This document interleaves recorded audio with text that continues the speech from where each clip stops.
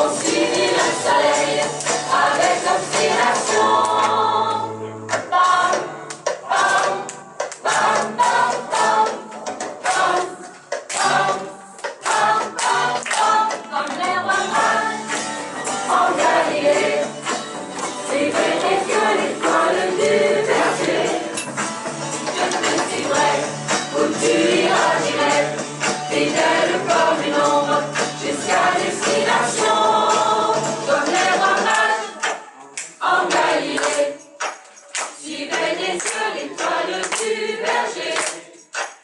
Je te suivrai où tu iras j'irai, fidèle comme une ombre jusqu'à destination. Comme les rois mages en Galilée. Suivez les yeux l'étoile du berger. Je te suivrai où tu iras j'irai, fidèle comme une ombre jusqu'à destination.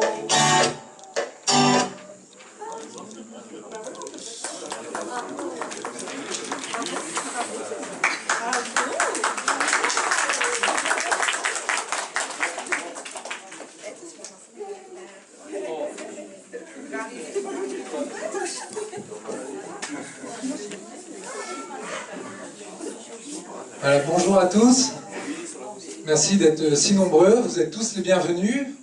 Donc on est 3 communautés Emmaüs. Alors il y a ceux de Nieppe, voilà, peut-être vous pouvez lever la main, ceux de Nieppe, qui sont surtout au fond je pense, et qui se sont rapprochés, voilà c'est très bien. On a la Halte Saint-Jean, voilà. Emmaüs Sartois, voilà. Donc, alors, ceux du relais, voilà, nombreux aussi. Voilà, et puis on pense aussi, on a deux familles de migrants qui sont parmi nous, qui vont nous rejoindre. Voilà, Jean-Jacques est en train de les accueillir. Et les bénévoles, voilà, je dis tous les associés Emmaüs, voilà, bien entendu. Alors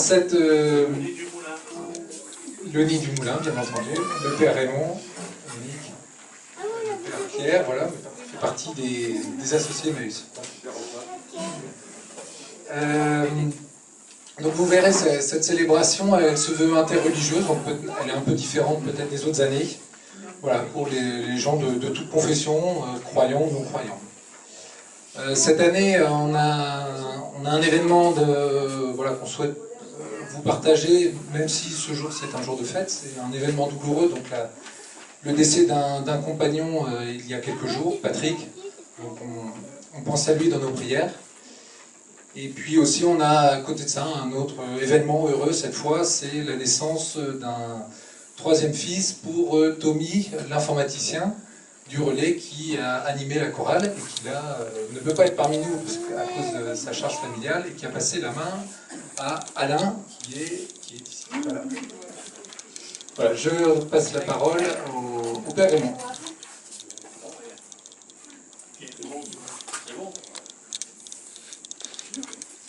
Eh bien moi aussi je suis très heureux d'être avec vous pour cette fête de Noël. La fête de Noël c'est une très grande fête. Elle a une portée vraiment universelle. Ça touche les gens de tout pays, de toute race, de toutes conditions. C'est cette naissance de Jésus qui est venu chez nous.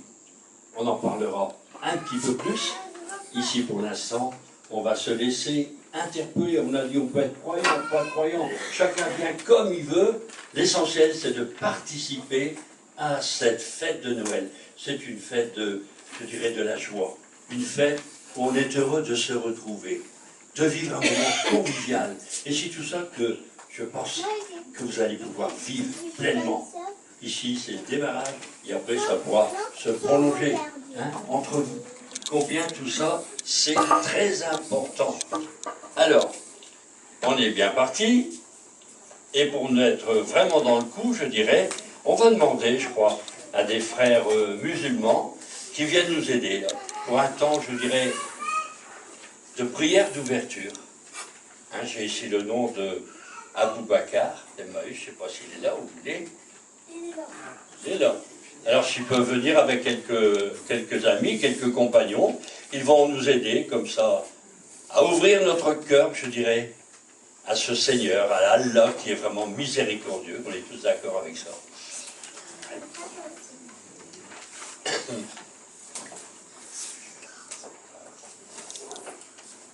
Bravo, bravo, toute une équipe, c'est bien.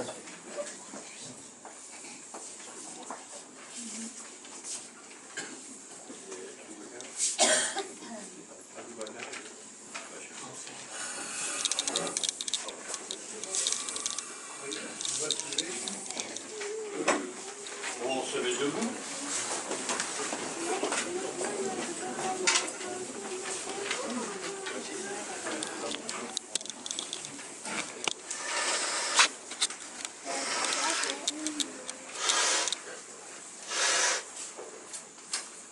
Assalamu alaikum. Bismillahirrahmanirrahim. Au nom d'Allah, le tout miséricordieux, le très miséricordieux. Alhamdulillahi Rabbil Alamin. Louange à Allah, Seigneur de l'univers. Ar-Rahman Ar-Rahim. Le tout miséricordieux, le très miséricordieux. Maliki Yawmiddin. Maître du jour de la rétribution. Iyaka na'budu wa iyaka nasta'in. C'est toi seul que nous adorons, c'est toi seul dont nous appellerons secours. Ihdina as-sirata al-mustaqim. Guide-nous dans le droit chemin. Sirata alladhina an'amta alayhim. Le chemin de ceux que tu as comblés de faveur et non pas de ceux qui ont encouru la colère ni des égarés. An'amta alayhim ghayri al-maghdubi alayhim wa lad-dallin. Amin. Merci à vous. Oh, merci, bravo, bravo d'être intervenu. Merci beaucoup.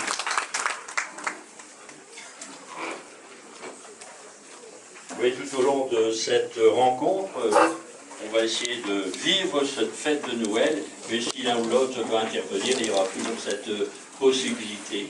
C'est drôlement important. Noël, vous voyez, c'est cette naissance de Jésus. Il est venu chez nous, dans notre monde. On va écouter Pierre, qui va venir ici, Pierre, il va nous raconter ce récit de Noël. On pense toujours, quand on pense à Noël, on pense à un conte parmi d'autres. C'est pas un conte, c'est la vérité. Jésus, il est vraiment venu dans notre terre. On va écouter un petit peu ce qui a été écrit. En ces jours-là, fut publié un édit de César Auguste pour le recensement de toute la terre. Et ce premier recensement eut lieu quand Quirinius était gouverneur de la Syrie. Et tous allaient se faire recenser, chacun dans sa ville.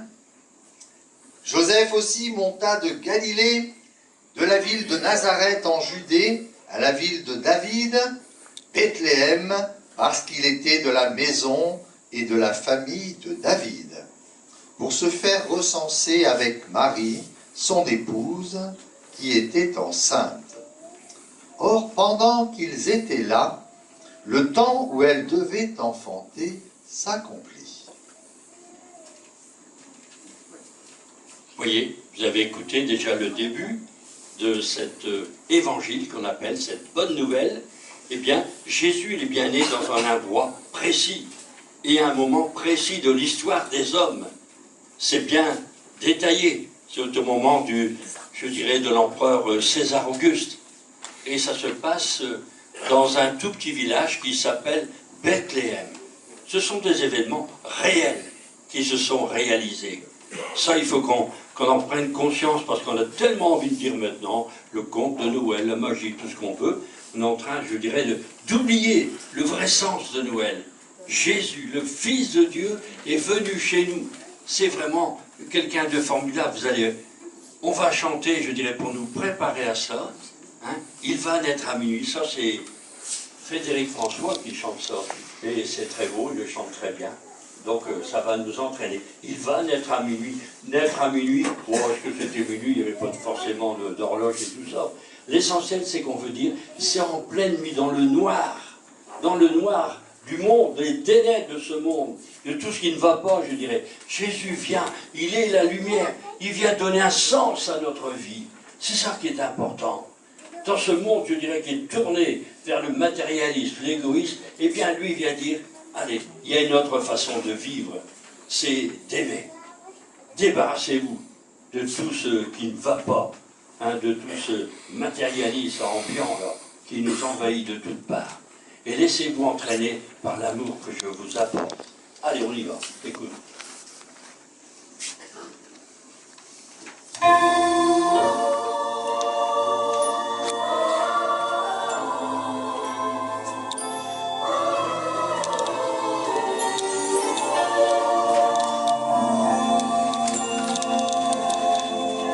L'espoir agenouillé près d'un berceau de paille, le ciel plus que jamais étincelant d'étoiles.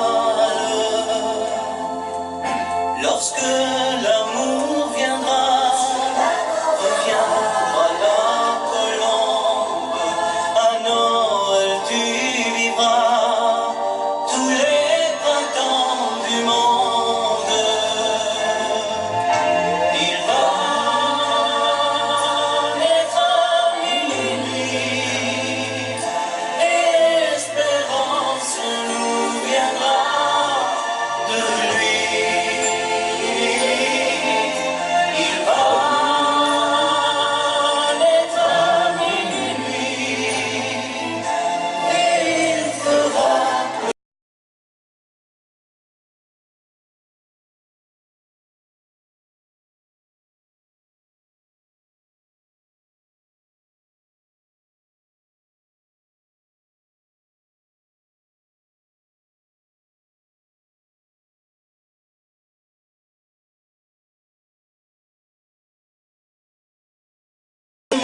jamais trop tard, perds jamais confiance, appelle et aime ce soir, l'éternité commence. Il va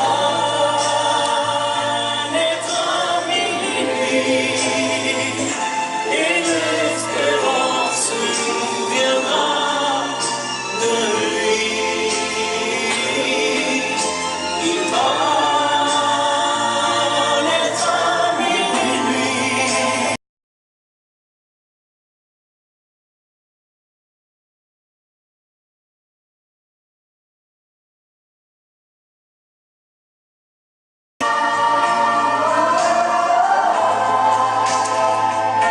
Et il fera pleurer de joie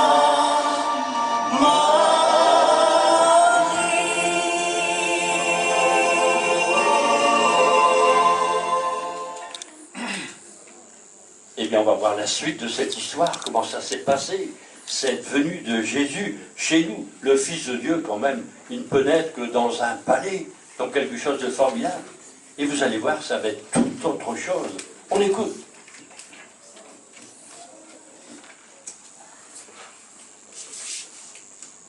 Or, pendant qu'ils étaient là, le temps où elle devait enfanter s'accomplit, et elle mit au monde son fils premier-né, l'emmaillota et le coucha dans une crèche, parce qu'il n'y avait pas de place pour eux dans l'hôtellerie. Il y avait dans la même région des bergers qui vivaient aux champs et qui veillaient la nuit sur leurs troupeaux. Un ange du Seigneur parut auprès d'eux, et la gloire du Seigneur les enveloppa de clarté, et ils furent saisis d'une grande crainte. Et l'ange leur dit, « Ne craignez pas, car je vous annonce une nouvelle qui sera pour tout le peuple une grande joie. Il vous est né aujourd'hui dans la ville de David un Sauveur, qui est le Christ, Seigneur Jésus. Et voici ce qui vous en sera le signe, vous trouverez un nouveau-né emmailloté et couché dans une crèche. Tout à coup se joignit à l'ange une troupe céleste louant Dieu et disant « Gloire à Dieu et paix sur la terre chez les hommes de bonne volonté. » Et lorsque les anges partirent au ciel, les bergers se dirent entre eux, « Passons donc jusqu'à Bethléem et voyons cet événement que le Seigneur nous a fait connaître. » Et ils y allèrent en toute hâte et trouvèrent Marie, Joseph et le nouveau-né couché dans la crèche. Vous venez d'entendre comment les choses se sont passées. C'est pour ça qu'on trouve un peu partout ce qu'on appelle des crèches. On voit l'enfant Jésus qui est né dans une étable. Il y a de la paille, il y a des bêtes, il y a un âne, il y a un bœuf, il y a des moutons, il y a un peu de tout. Et il y a Marie qui tient son enfant Jésus et Joseph qui est là, je dirais aussi, soin aussi. Vous voyez, tout ça c'est drôlement important. Ça c'est parce qu'on ne peut pas plus simplement, je dirais, presque incognito.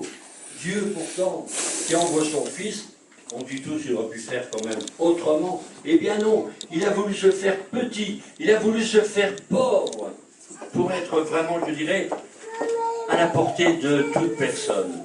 Et il tenait justement prêt à rencontrer les pauvres.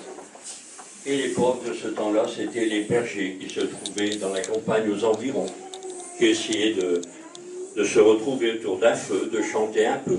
Et ils ont été avertis par un ange qui leur dit « Et il se passe une bonne nouvelle, on ne le sait pas. » À ce moment-là, il n'y avait pas de télé, il n'y avait rien de tout ça. On leur dit « Il y a une bonne nouvelle, c'est que l'enfant Dieu, il est né. Allez voir, c'est à Bethléem. Vous allez trouver un petit enfant couché dans une crèche. » Pas comme si, je dirais, toute maman avec son petit bébé, pour dire ça suffit. Mais ils vont être tellement pris, je dirais, par cette bonne nouvelle que leur cœur va, je dirais, tressaillir de joie. Et je dirais un petit peu pour nous, là, hein, si nous sommes venus aujourd'hui, on est un peu comme tous ces bergers. Hein. Vous avez quitté là-bas la halte Saint-Jean, vous avez quitté votre communauté là-bas aussi de Dieppe, et les autres ici ben, ont quitté un peu leur lieu aussi pour dire on se retrouve ici, on fait un déplacement, on vient, comme sont venus les bergers bénir, mais dans le fond, on ne savait pas tout ça. Jésus est venu chez nous. Et vous avez vu ce qui a été dit, ou du moins vous avez entendu ce qui a été dit.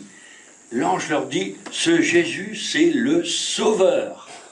Le Sauveur, c'est-à-dire celui qui vient nous dire, attention, vous êtes dans un monde qui vous piège plus ou moins, qui vous pousse à la consommation et tout. Moi je dis, ce qui est important, c'est d'aimer, de faire preuve de solidarité et tout ça. C'est lui le Sauveur qui veut nous engager sur une autre façon de vivre.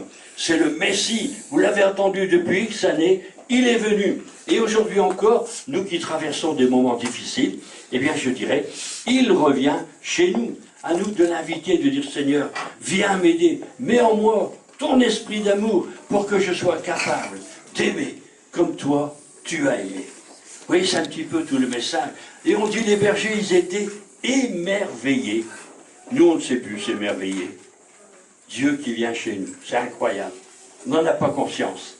Mais peut-être qu'on peut demander à l'Esprit de Dieu qui nous aide à retrouver ce sens de l'émerveillement, de la beauté, de ce don de Dieu pour chacun de nous.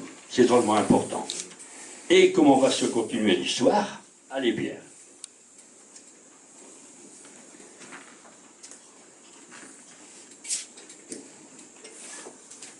Les bergers, ayant vu, ayant salué Joseph, Marie, l'enfant, firent connaître tout ce qui leur avait été dit au sujet de cet enfant, Jésus. Et tous ceux qui les entendirent furent dans l'admiration de ce que disaient les bergers. Quant à Marie, elle conservait avec soin toutes ces choses, les gardant dans son cœur. Et les bergers s'en retournèrent, louant Dieu de tout ce qu'ils avaient vu et entendu, selon ce qui leur avait été dit. Eh bien, pendant quelques instants, on essaie de méditer. On prend quelques minutes pendant qu'on a le son de douce nuit sans pareil. Il s'est passé une merveille, on n'en a pas conscience. Depuis ce temps-là, le monde a changé. Et tout est possible maintenant. Allez.